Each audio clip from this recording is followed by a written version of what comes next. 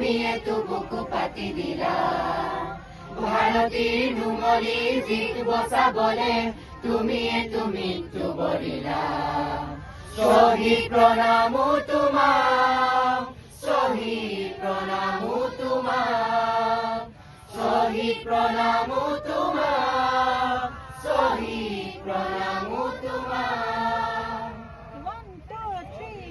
বিংশ শতিকাৰ অষ্টম দশকত নতুন পুৰুষ অগণ জাতিৰ স্বকীয়তা ৰাখিবলে অহিংসাৰে কৰাৰ তুমি এতো দানৱীয় শক্তিক কিছু যুক্তিৰ মৰ্ম শিকাৰা ভাৰতীৰ নুমলী জীক বচাবলে তুমি এতো মৃত্যু বৰিলা শ্বহীদ প্ৰণামো তোমাক শ্বহীদ প্ৰণাম যি অসমলে প্ৰভাত আনিব তুমি শ্বহীদ হলা তুমি ধুমুহা হলা জীৱৰ দৈছিলা হৈ ৰব তুমি অনাগত সংগ্ৰামী সৈন্যৰ আঁচনিৰে অস্ত্ৰ হলা ভাৰতীৰ নুমলী জীক বচাবলে তুমি এতো মৃত্যু বৰিলা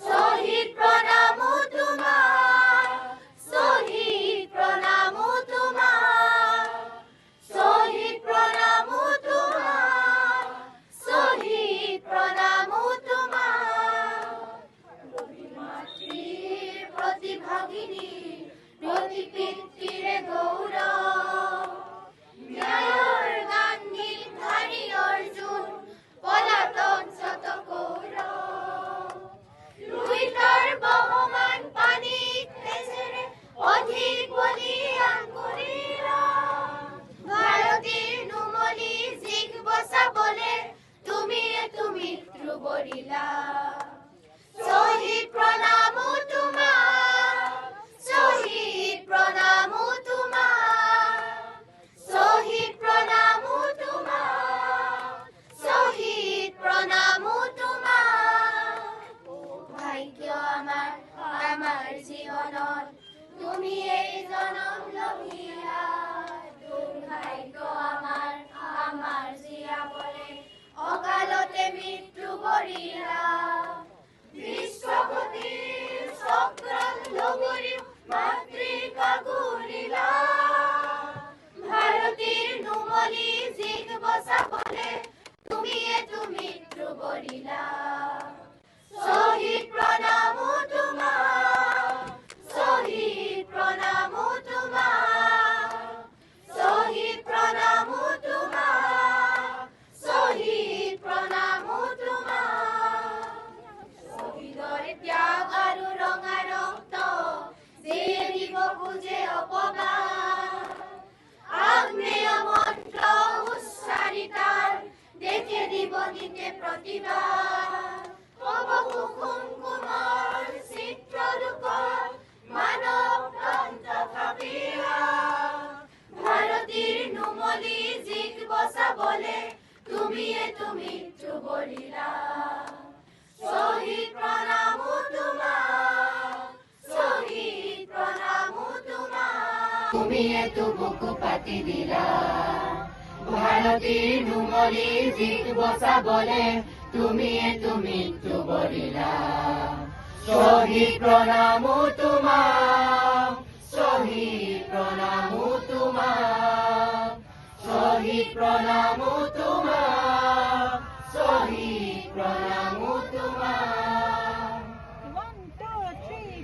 বিংশ শতিকাৰ অষ্টম দশকত নতুন পুৰুষ অগণ জাতিৰ স্বকীয়তা ৰাখিবলে অহিংসাৰে কৰাৰ তুমি এতো দানৱীয় শক্তিক কিছু যুক্তিৰ মৰ্ম শিকাৰা ভাৰতীৰ নুমলী জীক বচাবলে তুমি এতো মৃত্যু বৰিলা শ্বহীদ প্ৰণামো তোমাক শ্বহীদ প্ৰণাম অহা 10 ডিচেম্বৰ তাৰিখে শ্বহীদ দিৱস আৰু এই শ্বহীদ দিৱস উদযাপনৰ বাবে এতিয়া ৰাজ্যৰ জিলাই জিলাই চলিছে প্ৰস্তুতি আৰু ধেমাজিতো 10,000 লোকে একেলগে পৰিৱেশন কৰিব শ্বহীদ প্ৰণামো তোমাক। আৰু ইতিমধ্যে তেওঁলোকৰ প্ৰস্তুতি চলি আছে, অনুশীলন চলি আছে ধেমাজি কাছাৰী ময়দানত। আমি পোনপটীয়াকৈ পৰিৱেশটো দেখাম। এইবাৰ শ্বহীদ দিৱসটো বিশেষভাৱে উদযাপন কৰিবলৈ বিশেষ কাৰ্যসূচী লৈছে অসম চৰকাৰে, আৰু ৰাজ্যৰ জিলাই জিলাই এতিয়া এনেধৰণে ছাত্ৰ ছাত্ৰীকে ধৰি বিভিন্ন স্তৰৰ কৰ্মচাৰীসকলে শ্বহীদ দিৱসৰ দিনা শ্বহীদ প্ৰণামো তোমাক গীত গাবৰ কাৰণে তেওঁলোকে এনেধৰণে প্ৰস্তুতি চলাই থকা দেখিবলৈ পোৱা গৈছে। আমি পোনপটীয়াকৈ ধেমাজিৰ পৰা পৰিৱেশটো দেখাইছোঁ।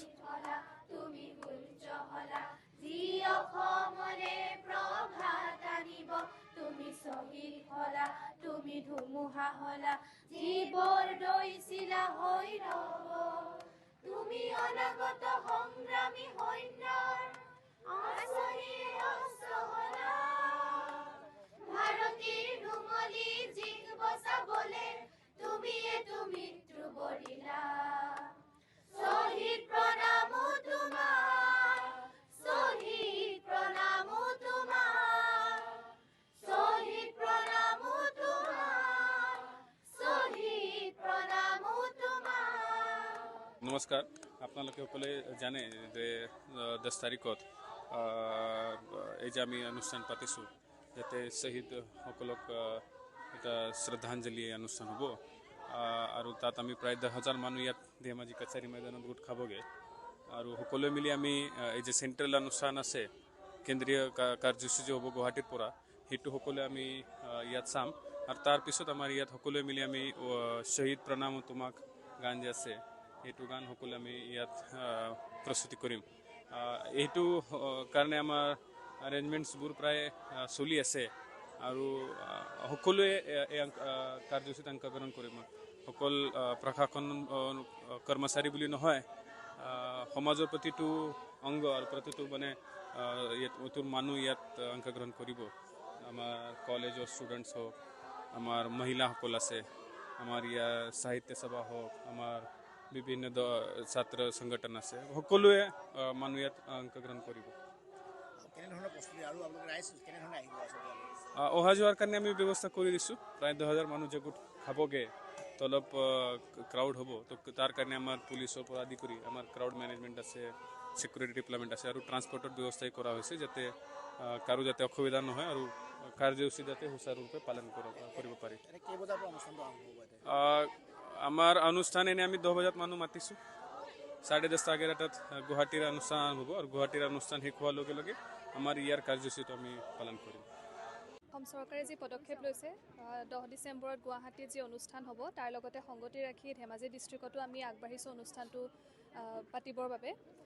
আমাৰ 10,000তকৈ অধিক, 10,000 ইমান সংখ্যক লোক ইয়াত একেলগে সমবেত হৈ শ্বহীদ প্ৰণামো তোমাক গীতটি পৰিৱেশন কৰিব, তাৰে প্ৰস্তুতি আমি কৰিছোঁ। ধেমাজি জিলাৰ বিশিষ্ট শিল্পীসকল আছে, তেওঁলোকে ছাত্ৰ ছাত্ৰীসকলক, বিভিন্ন স্কুল কলেজৰ ছাত্ৰ ছাত্ৰীসকলক তেওঁলোকে প্ৰশিক্ষণ দিছে, আৰু আশা কৰিছোঁ প্ৰগ্ৰেমটো খুব সুন্দৰকৈ আমি অনুষ্ঠিত কৰিব পাৰিম। ধেমাজিৰ লগতে ৰাজ্যৰ অন্যান্য জিলাতো হয় হয়, ধেমাজিৰ লগতে প্ৰত্যেকখন জিলাতে, অসমৰ প্ৰত্যেকখন জিলাতে একেধৰণৰ অনুষ্ঠান অনুষ্ঠিত হ'ব। তেনেকৈ আমিও আগবাঢ়িছোঁ, আশা কৰিছোঁ সফল হওক অনুষ্ঠানটো। এইদৰেই এতিয়া ৰাজ্যৰ জিলাই জিলাই শ্বহীদ দিৱসৰ দিনা অসম আন্দোলনত 860গৰাকী যি শ্বহীদ হৈছিল, শ্বহীদসকলক স্মৰণ কৰিবৰ কাৰণে এনেধৰণে এতিয়া তেওঁলোকে অনুশীলন চলাই থকা দেখিবলৈ পোৱা গৈছে। আৰু ইতিমধ্যেই এনেধৰণে ধেমাজিৰ পৰাও এই প্ৰস্তুতি কৰি থকা দেখিবলৈ পোৱা গৈছে। ৰাজ্যৰ প্ৰতিখন জিলাতে অহা 10 ডিচেম্বৰ তাৰিখে শ্বহীদ দিৱসৰ দিনটোত শ্বহীদসকলক স্মৰণ কৰিব সকলোৱে।